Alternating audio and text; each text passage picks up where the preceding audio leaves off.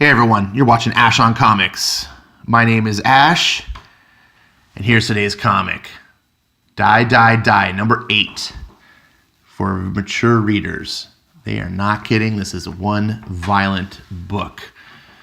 By Image and Skybound. Skybound is the imprint by Robert Kirkman. Pretty much all the best Image books seem to come out of here. There are some junkers though, so beware. Hope there's nothing important in that big white house. About to get nuked. If you read this book, congratulations. You know what I'm about to tell you. You have found a diamond in the rough.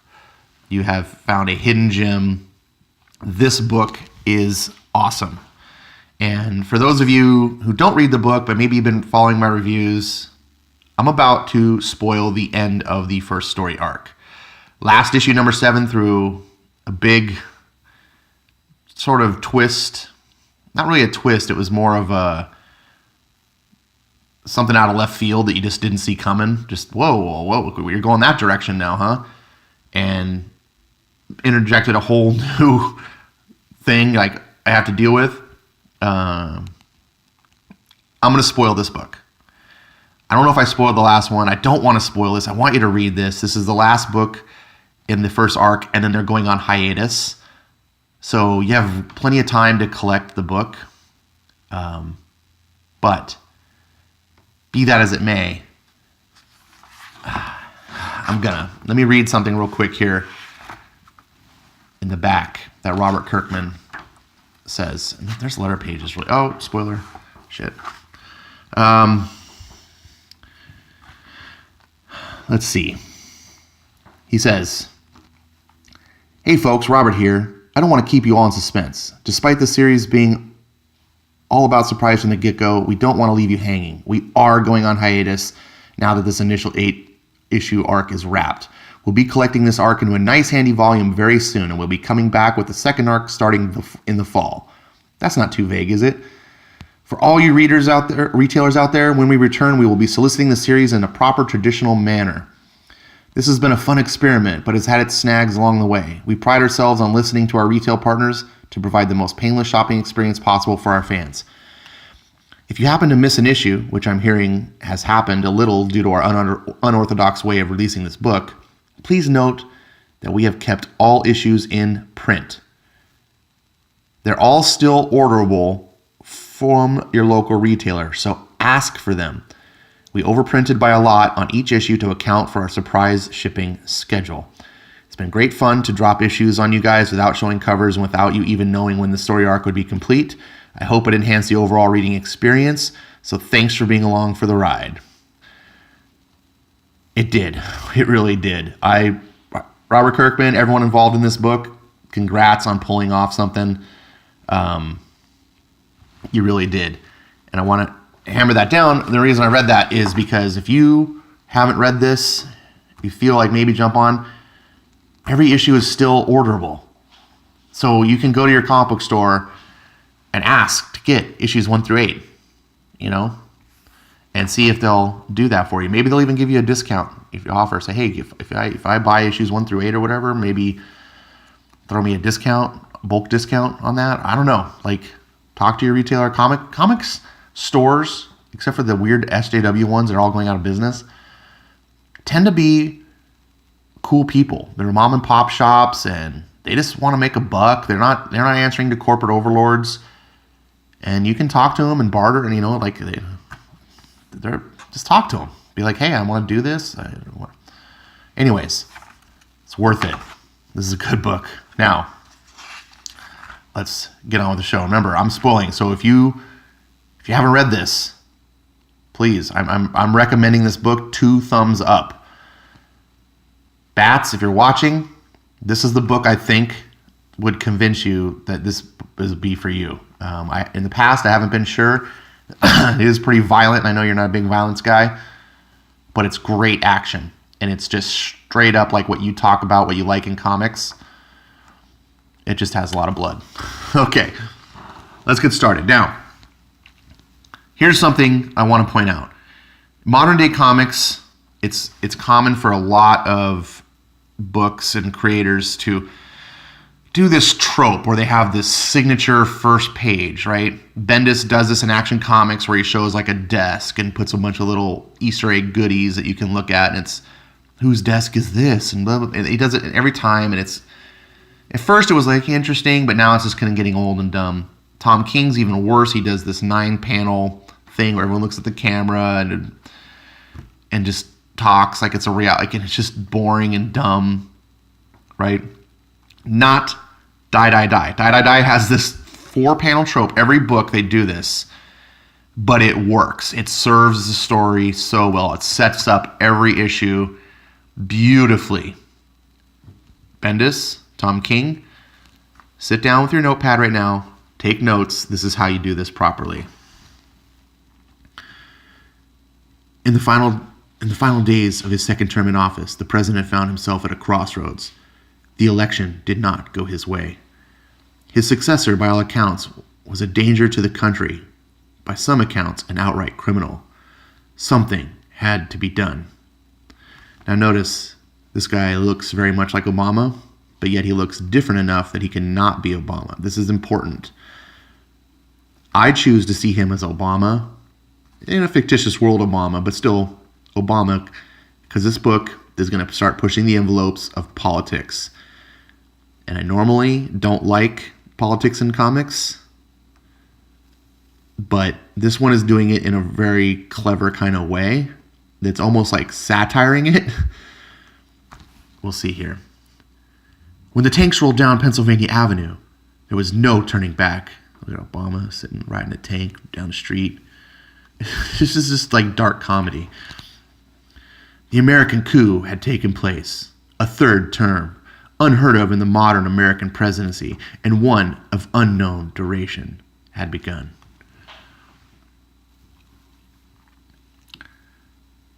Radical changes were made to the country to try and right a number of wrongs.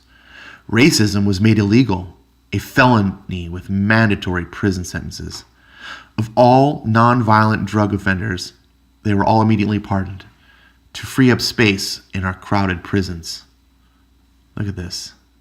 I mean, this is like, it's done tongue-in-cheek. If you've read the book, you understand now this humor. It's not meant to be serious.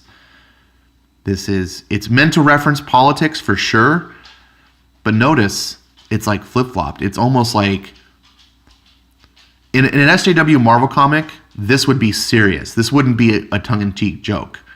This would be, yeah, look at those white incel Nazi bastards all going to prison.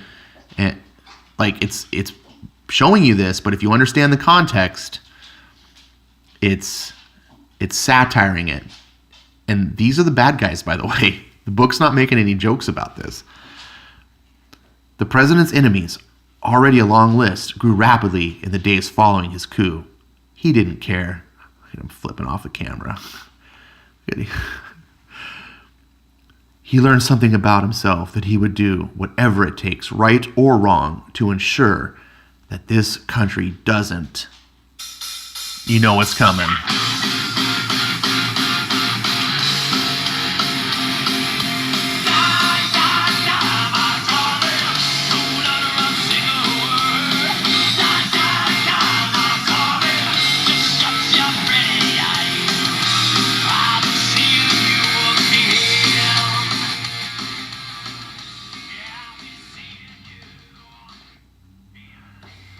Look at this imagery.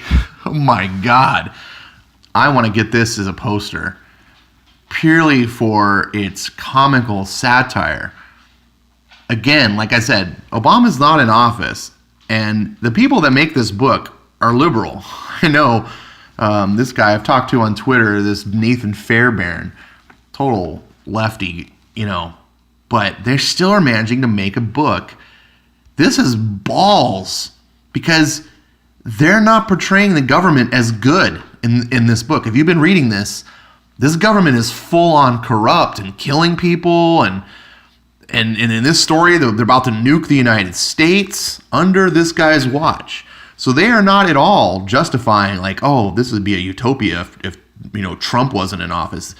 It's not at all doing that.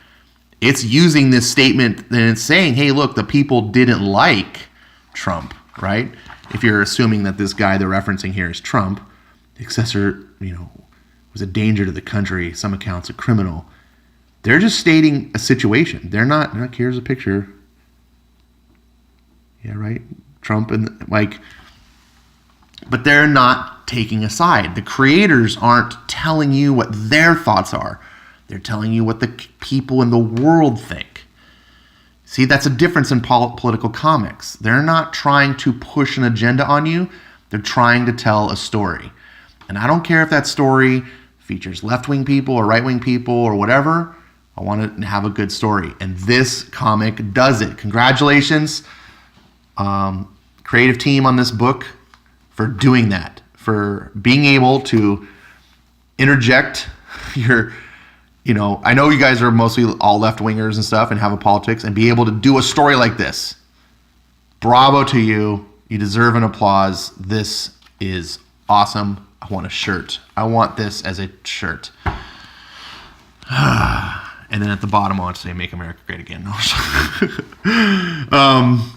So, again, I'm going to spoil this issue. Please, you're about to get this ruined. Hopefully you've read this book. Hopefully I'm not spoiling it for you and you guys are just along for this ride and sharing your enjoyment. So, if you remember, there's a nuclear missile been fired. These two are head of this secret cabal in Congress, and they have all these assassins that they use to do all their dirty work to basically manipulate the power structure in the world. This guy is one of them. These different hitmen, assassins work for different people within the cabal. So there's this sort of Game of Thrones political structure, blah, blah, blah, blah. Okay, fast forward, now we're up to speed. These guys are brothers, twin brothers. Actually, there's quadruplets. There were 4. Now there's two. This guy pretended to be his other brother that he killed.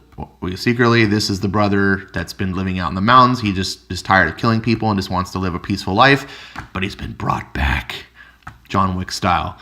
They brought me back. So now he's got to kill his brother. He found out his brother killed the other brother they liked. It's pure 90s, ridiculous situations. It's pure John Wick style action and ridiculous premises, but make for fun stories. This chick is the girlfriend of the brother that the other brother killed, and then was pretending to be him and get in her pants. But then inadvertently fell in love with her. Now she's got away because he's gone. She's a badass herself. We get to see her running out of her apartment. She's cutting the things. She's running.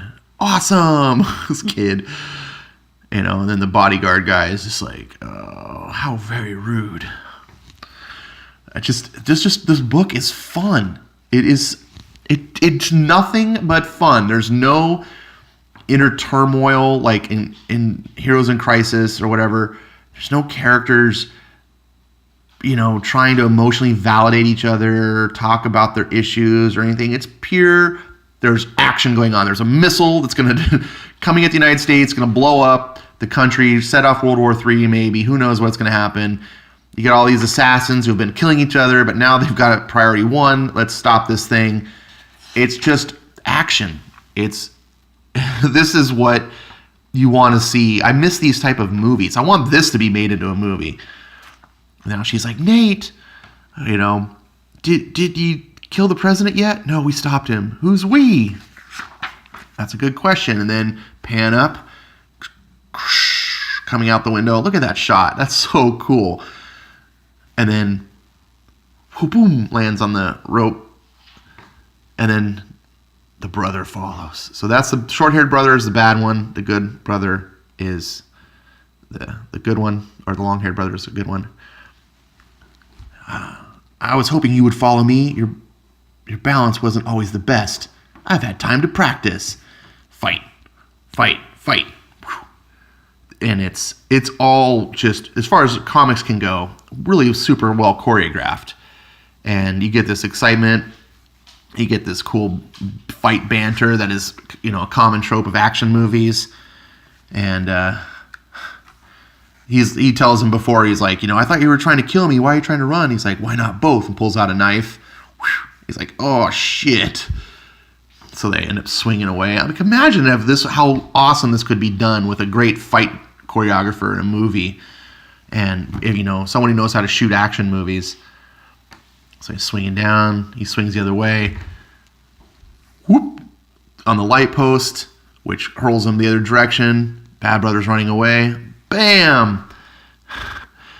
And then he's going into a dive roll.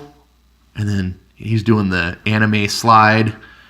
Or the manga. I mean, you always see this in like slide, and he turns around and does the whole. This is so prominent in like manga and anime, but it's used to great effect here. Oh, good! I get to kill you after all. And then the girlfriend shows up. You bastard! And he's like, oh shit! And he has to roll out of the way.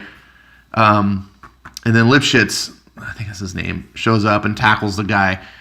And then the brother's like, back off! He's mine. No way! We all hate this asshole. Seriously.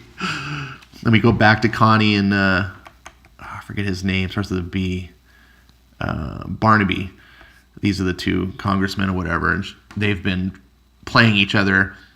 And he's just like, ha ha, you can't outsmart me or whatever. And she's talking to the cockpit, her men in this plane or whatever. Patch me through the cockpit. Okay, standing by. Patching you through now. God, I hope this works. And then you see these two, which are like this married couple assassin team. And that's why I love, like, this has the thing in John Wick that I love, which is, like, not just the action. John Wick has got the great action and choreography and stuff, but it also has this sort of great, weird mythos to it, right? The whole Hitman mythos and the whole thing about the Continental Hotel. This does, too. It's all like this mythos of these secret congressional assassins, and there's these different teams, and they each have their own personalities, and I really enjoyed that about John Wick. And like in John Wick 2, they explored that even more. You got to see some of the different assassins, and I liked seeing that. So these two are like a husband and wife team. I think they're British, but I'm not sure. So anyway, they're in this cockpit of this special vehicle plane. Obviously, it looks all high-tech and stuff. And she's like, okay, I'll leave you to it. Da-da-da. So we're coming up on the target. Activating the disruptor. And we go through and boop, it's a UFO. Now, this won't be surprising if you read issue 7, because that was the big left field thing about issue 7. It was like, oh yeah, surprise, there's aliens. Like, this isn't just a political Game of Thronesian type story. It's got aliens. Like, what? Just come out of nowhere. So obviously the government now, we find this book, knows about the aliens and has alien technology, which she's using to dismantle the nuclear bomb, a missile. And it's like, oh, we did it, yay. And he's just like, what the fuck? like, what's that? Speechless? Remember when you were saying you couldn't lose? Guess what just fucking happened? I just can't believe I was outsmarted by you. Oh, give it a rest, you misogynistic twit. Oh my God, that was fast, knock knock. Oh, please tell me that's the police. I know every police officer. And again, he's like, ha ha. Oh, we'll be fine. And so we go back to the fight scene. Everyone's all beat up and bloody. The good brother's on top of the bad brother and is choking him out. Die, die, die. And he's about to win, and he's like crying, and it's like, and he lets go because he can't. This might be the only character with a soul in this entire book is John. I can't. And he gets up, and the brother, this guy's pure evil, starts to pick up a rock, and it's just like, uh-oh. Man. And girlfriend whoosh, throws the sword. Good one. I was aiming for his heart. Motherfucker. I didn't say great one. He's just like cussing out. He's like sword in his arm. Everything he did, everything he hurt, why couldn't I do it? You're a badass, but you're just a big softy. It's like, and then a car comes screeching around the corner, And guess what? It's like the bodyguard. Hop in. Do hurry, sir. And they hop in, and then it's like fucking hell goes after him. And then he just gets run over. Oh my God, Nate. Don't worry, it was only a car. You're just like, Jesus. And they speeds off back to Barnaby. Oh, fuck. And Jason Statham shows up. Like, what? Oh, it's so very good to see you, Barnaby. Your check's always cleared, but I never did like you. Connie, on the other hand, has always been cool as hell. I wish I could do a Jason Statham impression. That would be freaking classic. Do you mind? That's why I called you. Get to it already. No, please. Ah! And of course, he slices off his nose. You're just like, oh, nasty. You done? Yep. Mind if I keep this? Well, I don't fucking want it. He's like, put it in a bag. You're like, what the hell? Bitch, you fucking bitch. That's for killing Paul, you sorry piece of shit. Now you're going to jail. Like, look at your Bats. Because Bats is a cat lover. Like, look at the cats are just there licking his blood. It's like disgusting. But it's all done in like this demented, like black comedic fashion, right? It's not glorifying violence. It's almost kind of making fun of it. And he's got this daughter here who's like pure innocence, right? But she like knows guns and knives. It's like, Daddy. He comes home. Hey, kiddo, missed you. Today, Bonnie taught me how to sharpen a knife until it's so sharp it can cut bone. That's great, honey. Where's Bonnie now? Bonnie is right here. Are you home for the night? I should leave now? I don't know what accent she's supposed to have, if she's like Eastern European or whatever, but they kind of make her sound like she doesn't have great English. Yeah, sure, you can go. Rough day today? Kept the news off all day then. Was pretty rough to say the least. Could have really used your help. You know I retire for her, for you, for us. Do not tempt me. You only make trouble. I know. I'm sorry. So meanwhile, we go back. They're burying the brother, and Connie is now talking to John, the good brother. Think I'm in control now. We got kind of like epilogue.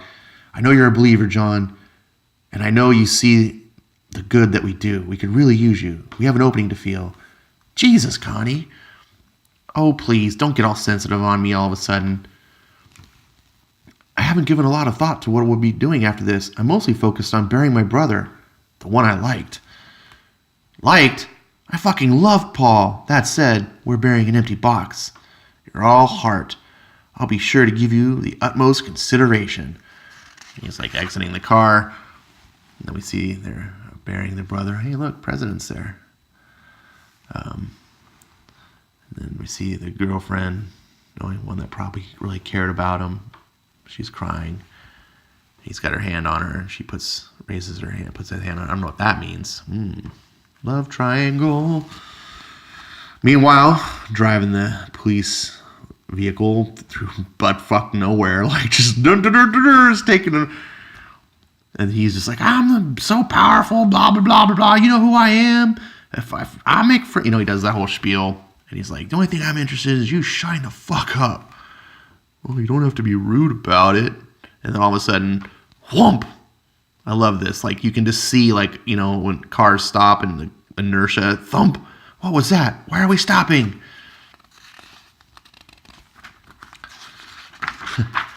And then, answer me. Split. Oops, someone just got ousted. God damn it. And then, what the heck? I am Bonnie, come. I get you out of country. Oh, don't goddamn it then. What the hell? Oh, geez. And we go back to the cabin. John's a hermit. He's just chilling, bored out of his mind, reading a book. Sigh. Fuck this. And he leaves. We see this castle, recognize that car. Here's the brother. Of course, he lives in a freaking palace. He's had surgery to fix himself all up. Jennifer will be mine. That's the girlfriend. You just see this. What the hell?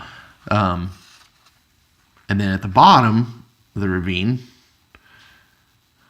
this is the castle. Sorry, that's obviously where he lives. That's still a big mansion. This is the castle from the earlier story where they had that party and where Paul killed his brother. And they show the water on the river goes down, and we see this monk gathering some water, and he's carrying it back to the monastery. And he's coming back, and it's like, Nameless One, did you hear? The UFO stopped a nuclear missile from hitting the United States Capitol. Crazy, huh? United States Capitol? Wait, I remember now. I know who I am. Dun, dun, dun. Guess who's still alive? And that is the end. And I already read to you part of the letters. It's got a really cool letters page, 2.5 pages. Here is all the books that you may or may not have read. This 8-issue awesome series. I didn't know what I was getting into when I read this, but now that it's over, holy shit, it was worth it. Speaking of good books, Oblivion Song, Volume 2 is about to come out for next month's issue number 13. So if you have not read this series, a good sci-fi series, you can catch up on these. This is often like a couple bucks on Comixology. I might just pick, if I can get these for like a couple bucks each, I might just pick them up to have digital reading editions. This book is so fun. Holy shit. I watched Sergeant Bat's reviews of the comic The Badger. He really loves that book, and he makes me want to go and read it. Some of this book makes me feel like that, even though that book's not quite as over-the-top violent as this, but it's just crazy. It's the antics and the things that happen, the situations are just over the top, and it tickles my funny bone. This book understands entertainment, and it understands like comic book entertainment. It does things that really only comics can kind of get away with. This over-the-top kind of shenanigans that when you put them on the big screen, I know I said I wanted this to be a movie. It's hard to pull off things like that. When people see stuff in the films and it's over-the-top ridiculous, they kind of tune out. One of my favorite movies back from the 90s, and it's a flawed movie, but I really loved it, was Last Action Hero. And they tried to do that. They tried to do this tongue-in-cheek, self-aware satire on action movies and stuff. And Arnold Schwarzenegger essentially played himself, like this action.